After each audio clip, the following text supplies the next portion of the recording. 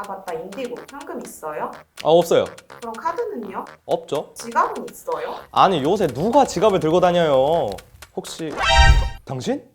지난 4월에 LG전자가 스마트폰 사업을 철수한다고 밝혔죠?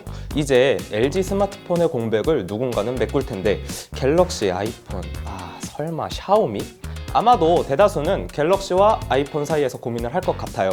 갤럭시와 아이폰 유저들이 싸우는 건 예전부터 씹고 뜯고 맛보고 즐기는 그런 라이벌 구도잖아요. 이런 가운데 갤럭시 유저들이 아주 강하게 내세우는 장점이 하나 있죠? 바로 삼성페이예요. 오죽하면 삼성페이 때문에 아이폰에서 갤럭시로 갈아탔다는 사람들도 보일 정도니까요. 세상을 바꾼 반전 카드이자 스마트폰과 금융 일상을 바꾼 카드, 머니 솔로. 오늘은요, 간편 결제란 반전 카드에 대해서 말해볼게요. 어서오세요. 돈에 대한 썰 푸는 살롱, 머니 솔롱의 주인장 인디고입니다. 요새 지갑 들고 다니시는 분 계신가요? 저뿐만 아니라 많은 사람들이 지갑을 안 들고 다닐 듯 해요. 왜냐면 핸드폰으로 결제가 가능하기 때문이겠죠? 인터넷에 심지어 이런 글도 올라왔어요. 삼성페이 너무 애용하지 마라. 지갑 잃어버린 거 이틀 만에 알았다 라고요. 그만큼 이제 일상에서 간편 결제는 간편함을 넘어서 필수템이 돼버린 건데요. 간편 결제를 페이라고 하잖아요. 삼성페이, 애플페이, 카카오페이, 네이버페이, 배민페이, 무슨 페이, 아주 그냥 페이란 페이는 다 나오는 듯 하죠. 일단 사전에서는 간편 결제를 신용카드나 계좌 정보를 스마트폰에 미리 등록해 간단하게 결제하는 시스템이라고 정의를 하고 있거든요. 그런데 페이도 다 같은 페이가 아니에요. 크게 신용카드를 스마트폰에 등록해서 쓰는 방식과 포인트를 충전해서 사용하는 방식으로 나눌 수가 있죠. 또한 신용카드를 어디에 등록하느냐에 따라 달라지기도 합니다. 앱카드라고 불리는 카드사 어플인지 갤럭시나 아이폰인지 아니면 네이버페이나 카카오페이와 같은 핀테크 앱에 등록하는지에 따라 구분 지을 수 있죠. 이러한 다양한 페이의 공통점은 바로 모바일을 기반으로 둔 금융 서비스라는 점이에요. 그리고 지금의 간편 결제 시장은 바로 2015년 삼성페이의 출범으로 시작되었다고 해도 과언은 아니죠. 삼성페이의 시작을 말하기에 앞서서 스마트폰의 혁신의 아이콘은 애플이잖아요. 애플페이가 한국에서 안 되는 이유를 잠깐 말할게요. 애플페이는 근거리 무선 통신, 일명 NFC 결제 방식만 지원을 해요. 이 방식은 결제 정보를 암호화하기 때문에 주고받는 데는 안전하죠. 그런데 NFC 결제 단말기가 반드시 필요한 단점이 있어요. 하지만 문제는 한국에 NFC 결제 단말기가 적다는 거였죠. 거기에 애플은 국내 카드사들한테 야, 너희들이 가맹점에 NFC 결제 단말기 좀 보급해. 그리고 무카드 거래 수수료는 내가 먹을게 라고 하고 있어요. 아니 단말기 교체 비용이 한두 푼 들어가는 것도 아니고 말이죠. 아무리 애플이 잘 나간다고는 하지만 카드사들 입장에서는 애플이 동네 건달처럼 느껴졌나 봐요.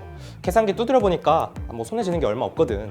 그래서 카드사들은 애플페이는 도입하고 싶은데 도입하기에는 뭔가 소극적이게 된 그런 아이러니한 상황을 맞이하게 되는 거죠. 반면 삼성페이는 NFC와 함께 MST 결제 방식을 택했어요. 이게 딱 보니까 애플을 제낄 수 있는 타이밍이라고 생각이 든 거겠죠.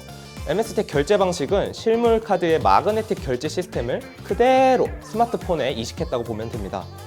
근데 이 MST 결제 방식의 단점이 있어요. 바로 보안이거든요. 이게 결제 정보를 일회성 암호 토큰으로 바꾸거나 아니면 지문 인증 수단을 추가해가지고 이걸 나름 보완을 했어요. 그리고 또 기존의 마그네틱 결제 방식이다 보니까 이게 별도의 단말기 교체 이런 거는 필요가 없거든요. 이러한 점에서 한국에서 바로 삼성페이가 적용될 수 있게 되는 거죠. 물론 최근에는 국내에서도 MST 방식을 줄여가는 추세에 맞춰서 삼성페이도 점차 MST 방식을 순차적으로 중단하고 있긴 하지만요. 갤럭시 유저들이야 삼성페이를 쓴다고 하지만 아이폰 유저들은 그저 손 놓고 있어야 할까요? 아니죠. 애플페이를 대신할 간편 결제를 찾으면 되잖아요. 가장 먼저 생각나는 데가 네이버페이와 카카오페이일 것 같아요. 이 두 간편 결제들은 네이버와 카카오라는 플랫폼을 기반으로 하고 있거든요. 네이버페이는 네이버 쇼핑, 웹툰 등의 온라인 결제 기반이 탄탄하고요. 반면에 카카오페이는 국민 메신저 카카오톡과 자회사 카카오뱅크와 함께 저변을 확대해 나가고 있죠. 네이버와 카카오, 이 두 거대 공룡 플랫폼의 대결은 현재 진행형입니다. 오프라인에서는 카카오페이가 QR 결제로 좀 앞서고 있는 상황이었거든요. 근데 최근에 네이버한테 크게 한 방 맞았어요. 지난 4월부터 네이버페이에서 30만 원까지 후불 결제 서비스를 선보였거든요. 30만 원까지는 신용카드처럼 외상이 가능한 거죠. 그러니까 이렇게 한 방 맞은 카카오페이 이대로 있을 수 없죠. 그러니까 정신을 차리고 지금 후불 결제도 준비하고 있어요.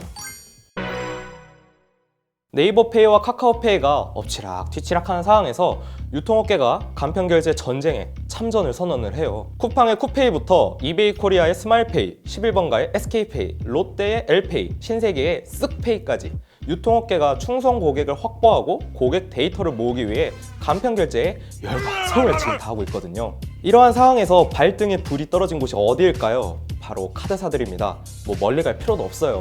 바로 작년만 봐도 알 수 있습니다.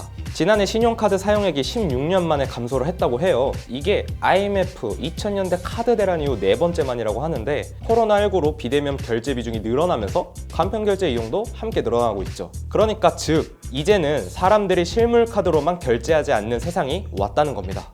물론 카드사들도 이전에 앱카드와 같은 뭐 그런 간편결제가 있긴 했는데 그게 자기네 카드만 결제가 되고 공인인증도 해야 하고 뭐 이래서 뭐 여간 귀찮은 게 아니었거든요. 그나마 다행인 건 카드사들도 빨리 정신을 차렸다는 점이에요.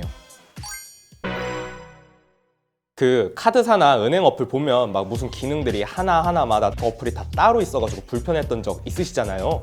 이제 카드사들이 결제뿐만 아니라 송금이나 환전 등 흩어졌던 기능을 지금 다 하나로 모으고 있어요. 나아가 앞서 말씀드린 NFC와 MST 방식의 QR 결제, 보이스 결제까지 가능케 하고 있어요. 신한카드사의 신한페이의 경우 아이폰에서도 삼성페이처럼 결제할 수 있는 터치 결제 서비스까지 선보였다고 해요. 그리고 올해 안으로 카드사 간편결제 어플에서 다른 카드사의 카드도 사용 가능하게 돼요. 그러니까 예를 들면 신한페이에서 현대카드 쓰는 게 가능해지는 거죠. 그러니까 네이버페이, 카카오페이가 너무 커지니까 카드사들끼리 지금 동맹을 맺은 거예요. 어제 적이 오늘의 동지가 된 뭐 그런 상황이 된 거죠. 카드사들이 간편결제 경쟁에서 가장 잘할 수 있는 게 무엇일까요?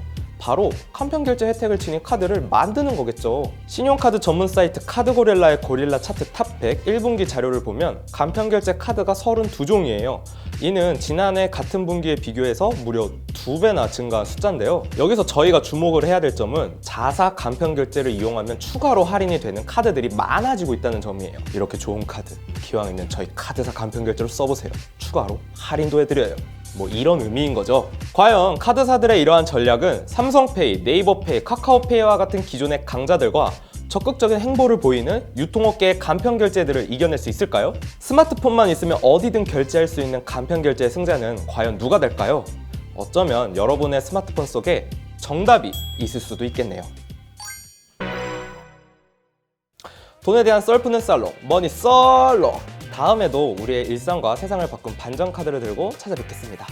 머니썰롱에서 다양한 썰을 더 듣고 싶다면 고릴라즈 구독, 좋아요, 알림 설정 부탁드릴게요. 저는 고릴라즈의 인디고였습니다. 그럼 안녕!